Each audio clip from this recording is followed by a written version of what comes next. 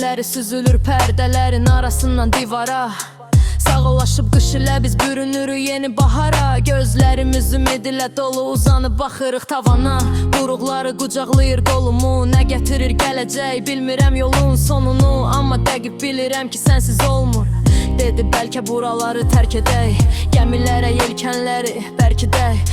Bağışlayaq bütün dünyanı biz əff edək, keçmişimizi yandıraq, məhv edək.